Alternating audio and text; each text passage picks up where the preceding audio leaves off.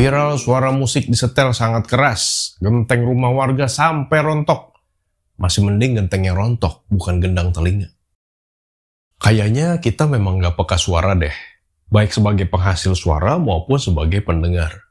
Di tempat umum, orang pada nonton TikTok, YouTube volumenya maksimum. Anaknya main game HP keras banget, orang tuanya bodoh amat. Orang lain di sekitarnya juga cuek aja. Menurut penelitian, suara lingkungan yang berisik berdampak sangat besar terhadap turunnya konsentrasi, daya ingat, kesulitan belajar, bahkan berhubungan dengan meningkatnya kasus kecelakaan.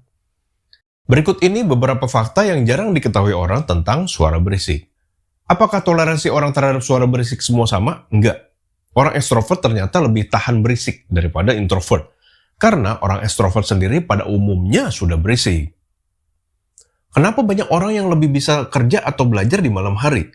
Karena otak kan terus-menerus mengolah informasi yang diterima panca indera dari lingkungan sekitar ya. Nah, kalau malam itu informasi dalam bentuk suara itu lebih sedikit. Jadi kita bisa lebih fokus ke yang kita kerjakan saja. Kenapa kita nggak bisa tidur kalau berisik? Karena otak dan kuping itu nyala terus-terusan. Nggak ada tombol off-nya. Pas tidur juga. Mata sih merem, tapi kuping terus-menerus menerima informasi suara dari lingkungan dan otak terus memprosesnya. Jadi nggak bisa tidur karena kita sebetulnya lagi aktif. Oke, dari tadi kan ngomongin suara berisik. Sekarang sebaliknya, kalau hening gimana? Umumnya orang yang terus-menerus terpapar suara berisik lingkungan dalam jangka panjang akan terpengaruh emosinya dan cara dia bereaksi. Begitu pula yang sering dalam suasana hening dan tenang. Kalau gue perhatiin, secara umum, volume suara yang kita dengar itu berbanding lurus dengan kemampuan introspeksi atau mawas diri.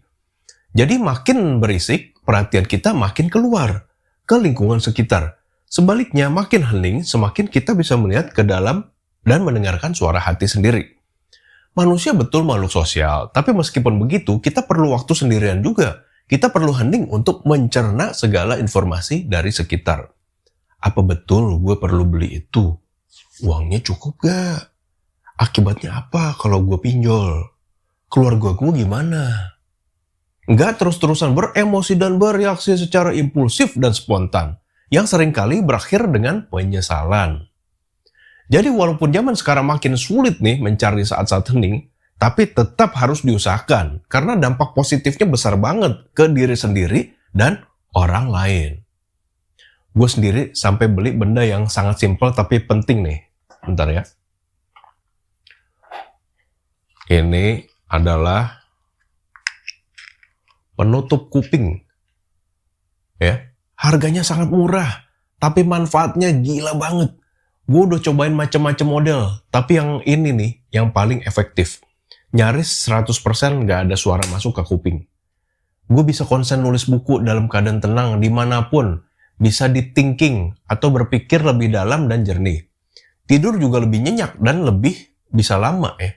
Tapi jangan dipakai di jalanan atau waktu nyetir kendaraan, bisa bahaya. Ini bukan promosi, bukan endorse atau affiliate. Cuma sharing untuk siapapun yang memerlukan keheningan. Bisa beli yang ini nih ya. Semoga bermanfaat. Sampai jumpa.